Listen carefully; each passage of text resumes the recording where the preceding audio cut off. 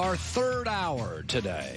First two flew by with Urban Meyer, Greg Cosell, and Chris Haynes. This, hour three, is The Herd. Wherever you may be, however you may be listening. We are on iHeartRadio. We are on Fox Sports Radio. We are right here on FS1. It's my last hour of the week. We are loaded in this hour. Then I take off tomorrow. Last couple of Fridays, I've just enjoyed family time. I'm doing the same tomorrow. We're getting very close. Games ramp up. This is a really good time of the year to talk football. I'm all excited about it. Got Dabo Sweeney ripping Nick Saban and everything. So much fun. Can't wait. Labor Day, we got big college football. Auburn, Oregon will be a great day. I'll put Bruce Feldman, by the way, on my Saturday podcast. We're going to talk about college football on the radio podcast side, my Saturday podcast this week, so we're all geared up for it. Now, coming up in 15 minutes, TJ Hushmanzada. Is Freddie Kitchens in Cleveland going to get overwhelmed? He's never been a coordinator. This team has all sorts of drama. In 45 minutes, tomorrow's headlines today with J-Mac, the J-Mac Journal, Jason McIntyre. It's one of my favorite segments every week. But first, okay, the NFL preseason, here we go. It is quickly approaching. And Ezekiel Elliott, is still not in Cowboy camp. And I got to tell you, I am really enjoying the Cowboys off-season drama, all right? I never knew that Jerry Jones and Stephen Jones were pro wrestlers, but they are tag team partners. One day it's Jerry banging on Zeke. The next day it's Stephen Jones banging on Zeke. Then it's Jerry banging on Zeke. And then Stephen Jones banging on Zeke. These guys are tag team partners. WWE, which, by the way, is coming to Fox very soon. Let me go to the first thing. Jerry came out. Remember that? And Jerry said, you can win Super Bowls without star running backs. And then Stephen came out and said, a couple days later, any money we give Zeke is just taken away from other Cowboy stars. And then Jerry came out yesterday and said, Alfred Morris, the running back they signed, has the best feel of any running back I've ever seen. And then Stephen came out later in the day with Rich Eisen and said, he won't call us back. Here's Stephen Jones.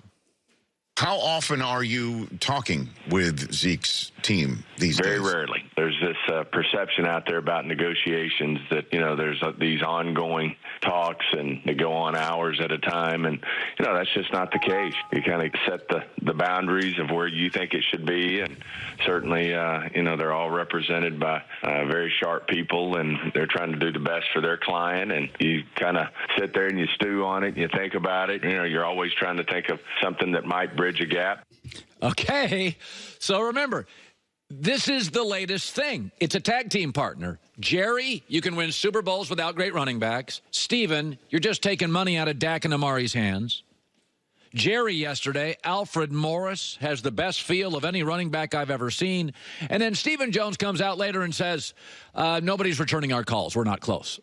Okay, so this is tag team and Zeke. Are they getting nervous? Are they getting anxious? Now, I've felt from the very beginning, Jerry and Stephen have been very shrewd with their public comments. But there is a reason they are going out in public. They are trying to put pressure on Zeke. And I think Zeke has two things going for him here. And they're not the things that people think. Well, he's a great player. They need it. No, he's got two things going for him. Number one, Jerry Jones is 76 years old. He doesn't want to waste another season. When you get older in life, you just don't have time to waste. When you're on the back nine of your mortality, you're not going to waste time. You want to get things done. I can tell you, the older I get, the less time I'm willing to waste because I have less time on the earth. That's an advantage for Zeke. An older owner hasn't won a Super Bowl in a while, finally has a roster, he doesn't want to waste a season. And the second thing that I think helps Zeke is in the division, Philadelphia is great, well-coached, Carson Wentz, and they have all their young stars signed. But even out of the division, the NFC is loaded. I'll give you 9 teams, not in Dallas's division, that I think are capable of making the playoffs. The Falcons, the Saints, and the Panthers, the Packers, the Bears, and the Vikings, the Rams, the Niners, and the Seahawks. That's just out of the Dallas Cowboys NFC East division. So I think those are big advantages. The NFC's loaded. The division, Philadelphia, may be a Super Bowl favorite. Jerry is 76 years old. There is a reason that Jerry and Steven, on a daily basis, are coming out and doing a tag team on Zeke. They're for the NFC East, the NFC with an aging owner. So I think it's a blast to watch. I think it's really fun. By the way, Zeke has shut it down. Zeke's in Mexico. Zeke's not talking. Zeke's not calling. Does Zeke understand he has leverage here? Because this morning, when I see Stephen Jones talking and Jerry talking about how great Al in the playoffs, the Falcons, the Saints, and the Panthers, the Packers, the Bears, and the Vikings, the Rams, the Niners, and the Zeke understand he has leverage here. Because this morning, when I see Stephen Jones talking and Jerry talking about how great Al for the NFC East, the NFC with an aging owner. So I think it's a blast to watch. I think it's really fun.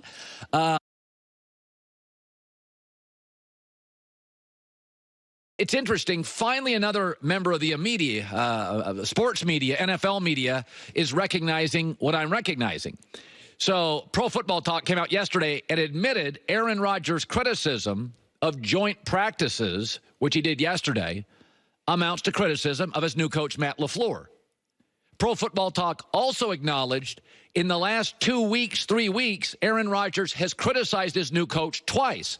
One, on the audible thing. He didn't love the restrictive nature of Matt LaFleur's audibles. And two, by coming out and saying, and this is what Aaron said in the last 48 hours. I don't think doing live special teams drills are very smart. I think, the PA is going to look at that. For sure. I don't think it's, that's one of the kickoff especially is one of the most dangerous plays in football, and that's why they've tweaked different things over the years to do close to a live kickoff drill. I don't think it's the best use of inter-squad practices like that. So what are you saying? This is essentially the equivalent to an eye roll to your coach.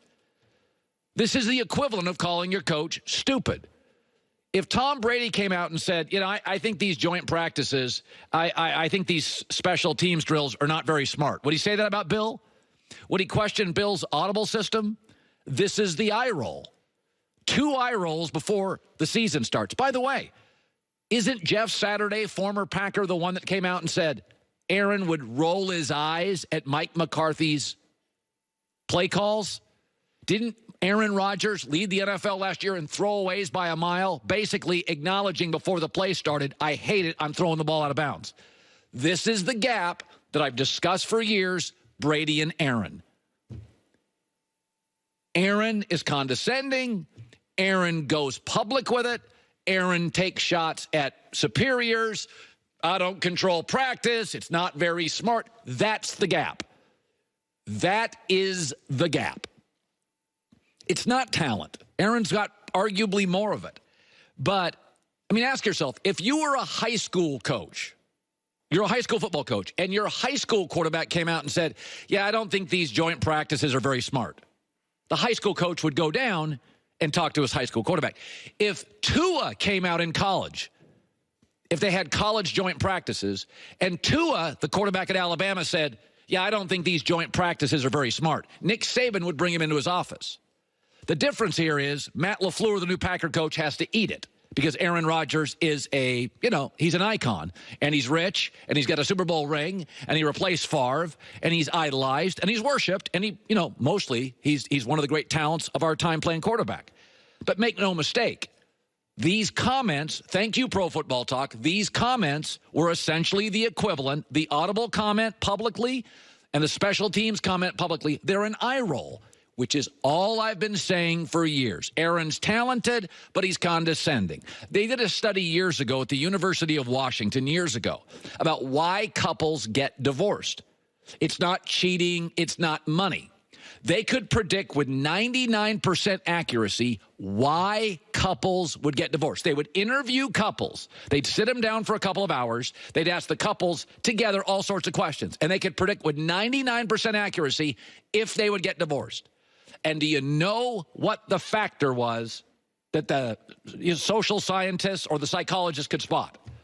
Eye rolling, condescending, not respecting your partner. That just led to a Packer divorce. And already in a relationship, we're not even to the preseason games yet. These are calm waters. Already, Aaron is doing what teammates have claimed he did with Mike McCarthy. Sometimes you got to eat it. You don't want to go public. You could tell your coach in private. But Aaron makes a point of going out, making it public, which essentially is kind of embarrassing your head coach. I don't want this system. This is stupid. Why are we doing this? Those are private conversations. So again, Aaron just got a divorce from a football coach. Throwaways led the league. Eye rolling in the huddle. This is what causes divorces in real life. And it's just nice occasionally that I don't have to carry the water for the criticism of Aaron Rodgers in America, that he's not perfect. I mean, we're always willing to say Tom Brady's not very athletic. Tom doesn't get mad. He makes fun of that. On Twitter, he makes fun of that. Does everybody have to say Aaron Rodgers is perfect, or can we acknowledge now more eye rolling? Because that's all these quotes are. They're the equivalent of eye rolling, which has been my primary criticism of Aaron for a decade. And, of course, he doesn't love criticism. Certain guys don't. Kevin Durant, Aaron Rodgers, a little more thin-skinned, a little more sensitive. That's not a negative. That's a very good quality maybe in life. More sensitive people would probably be a better earth. So even as I criticize him for being a little sensitive, that's not a terrible quality to have. Goulet is very sensitive, breaks down regularly on the show. Very nice young man. I'm a crier. He's a crier. I mean, that's just the way it is. Joy, not so much. Goulet, got a towel on hand 24/7. Guy's just weeping all the time. We got TJ Hushmanzada stopping by, Jason McIntyre as well. This last hour is fun for me.